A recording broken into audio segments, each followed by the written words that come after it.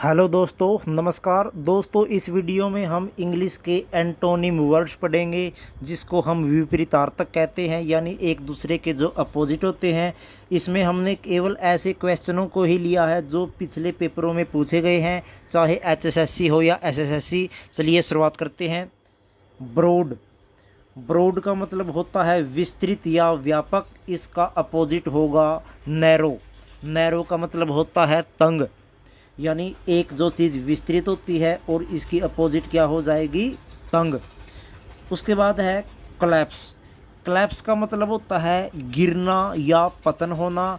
इसका एंटोनिम होगा rise. Rise का अपोजिट होता है उदय होना। उसके बाद तीसरा क्वेश्चन, डिमोलिश। डिमोलिश का मतलब होता है हटाना। इसका अपोजिट होगा बिल्ड। बिल्ड का मतलब होगा निर्माण करना। डिमोलिश का एंटोनिम क्या होगा, बिल्ड। उसके बाद टर्मिनेट। टर्मिनेट का मतलब भी होता है हटा देना। इसका अपोजिट होगा बिगिन। बिगिन का मतलब होता है शुरुआत होना, यानी एक जो टर्मिनेट, जो चीज़ हट गई है, ख़त्म हो गई है, और इसकी अपोजिट क्या होगी, बिगिन, शुरुआत होना। काफ़ी इंपॉर्टेंट क्वेश्चन है दोस्तों, पिछले एग्जाम में ये पूछे गए हैं। उसके बाद हिंडर। क्या शब्द है, हिंडर। इसका अपोजिट होगा एनकरेज। एनकरेज का मतलब होता है प्रोत्साहित करना या उत्साहित करना, उसको बढ़ाना। और हिंडर का मतलब होता है छुपाना। ओपेक। ओपेक का मतलब होता है अपारदर्शी, यानी जिसके पार ना देखा जा सके। इसका अपोजिट क्या होगा, ट्रांसपेरेंट। ट्रांसपेरेंट का मतलब होता है पारदर्शी, यानी जिसके आर पार देखा जा सके। काफ़ी इंपॉर्टेंट क्वेश्चन दोस्तों ये सारे के सारे।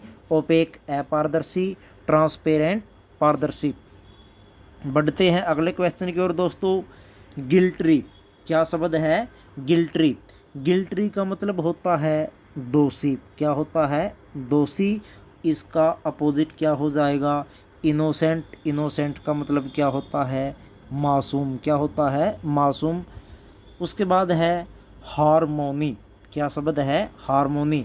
हारमोनी का मतलब होता है दोस्तों संतुलन बनाना। और इसका जो अपोजिट है वो होगा डिसएग्रीमेंट। क्या होगा, डिसएग्रीमेंट, यानी असहमति। हारमोनी को हम सहमति भी कह सकते हैं, और इसका अपोजिट क्या होगा, असहमति, यानी डिसएग्रीमेंट।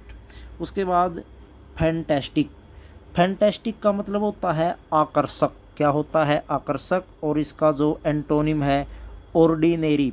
ऑर्डिनेरी का मतलब होता है साधारण। क्या होगा, साधारण, यानी जो आम चीज़ होती है, जो खास नहीं होती।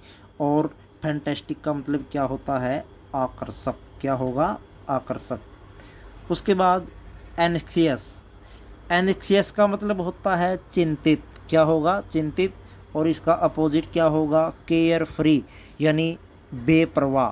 क्या बोलेंगे इसको, बेपरवाह, यानी जिसको ज़्यादा चिंता नहीं होती, परवाह नहीं होती किसी चीज़ की। उसके बाद है दोस्तों वैलिडेट। क्या होता है, वैलिडेट। वैलिडेट का मतलब होता है प्रमाणित करना। और इसका जो अपोजिट होगा, एंटोनिम होगा, वो होगा डिसप्रूव। क्या होगा, डिसप्रूव, अप्रमाणित। अप्रमाणित याद रखना है। वैलिडेट का मतलब प्रमाणित करना, डिसप्रूव का मतलब होता है अप्रमाणित। उसके बाद सिग्निफिकेंट।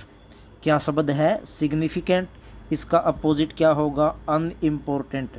सिग्निफिकेंट का मतलब होता है दोस्तों विशेष। क्या मतलब होता है, विशेष। और अनइम्पोर्टेंट का मतलब होता है आम, यानी जो खास नहीं होता, जो इम्पोर्टेंट नहीं होता, विशेष नहीं होता। काफ़ी इम्पोर्टेंट क्वेश्चन दोस्तों सारे के सारे ये कंपटीशन एग्ज़ाम के लिए। उसके बाद लेटेंट। क्या है, लेटेंट। इसका अपोजिट क्या होगा, ओब्वियस। लेटेंट का मतलब होता है गुप्त। क्या होता है, गुप्त। ओबियस। ओबियस का मतलब होता है प्रत्यक्ष, यानी ऐसी चीज़ जो हमारे सामने होती है उसको हम क्या बोलेंगे, प्रत्यक्ष, ओब्वियस। उसके बाद फ्यूटाइल। क्या शब्द है, फ्यूटाइल। इसका अपोजिट क्या होगा, यूजफुल। उसके बाद दोस्तों एक्सोटिक। क्या शब्द है, एक्सोटिक, इसका मतलब होता है विदेशी। क्या मतलब होता है इसका? विदेशी, जो बाहर का होता है। और इसका जो अपोजिट है वो होगा कॉमन, यानी जो साधारण होता है, जो आम होता है या साधारण होता है, उसको हम क्या बोलेंगे? कॉमन। फॉरबिड, फॉरबिड का मतलब होता है मना करना, और इसका अपोजिट क्या हो जाएगा? परमिट। परमिट का मतलब होता है आज्ञा देना, अनुमति देना। फॉरबिड का मतलब मना करना। बैरन, बैरन का मतलब होता है बंजर भूमि। क्या होता है? बंजर भूमि। फर्टाइल, फर्टाइल का मतलब होता है उर्वरक। जो भूमि खेती के लिए अच्छी होती है, लाभदायक होती है, उसको हम फर्टाइल बोलेंगे। और बंजर भूमि जिसमें खेती नहीं होती उसको हम क्या बोलेंगे? बैरन। उसके बाद फ्लेक्सिबल, फ्लेक्सिबल का मतलब होता है लचीला। क्या होता है? लचीला। और इसका अपोजिट क्या हो जाएगा? रिजिड।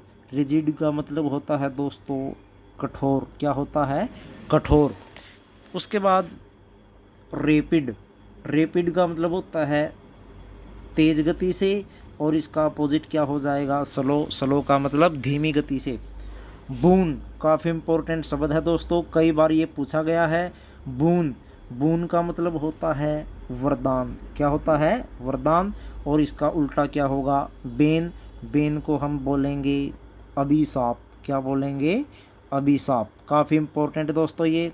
उसके बाद डायनेमिक, क्या है? डायनेमिक। डायनेमिक का मतलब होता है गतिशील। क्या होता है? गतिशील। इसका अपोजिट क्या होगा? स्टैटिक, जिसको हम बोलते हैं स्थिर। जो जड़ होता है एक जगह पर ही रहता है। स्टैटिक यानी स्थिर। डायनेमिक जिसमें गतिशीलता होती है। उसके बाद लिबर्टी, लिबर्टी का मतलब होता है दोस्तों आज़ादी। क्या होता है? आज़ादी। और आज़ादी का उल्टा दास्तां, स्लेवरी। क्या होता है? स्लेवरी, दास्तां। क्या होता है? दास्तां। तो दोस्तों ये थे इंग्लिश के एंटोनिम वर्ड्स, जिसको हम विपरीतार्थक शब्द भी कहते हैं। कंपटीशन एग्जाम में ये पूछे गए हैं, चाहे एचएसएससी हो या एचएसएससी हो। उम्मीद करते हैं दोस्तों आपको ये वीडियो पसंद आई होगी। अगर आप हमारे चैनल पर नए हैं, चैनल को ज़रूर सब्सक्राइब करें, विकास सर ऑफिशियल, क्योंकि ऐसी एजुकेशनल वीडियो डेली हम आपके लिए लाते रहते हैं। तो मिलते हैं दोस्तों नई वीडियो में नए टॉपिक के साथ। तब तक जय हिंद, जय भारत।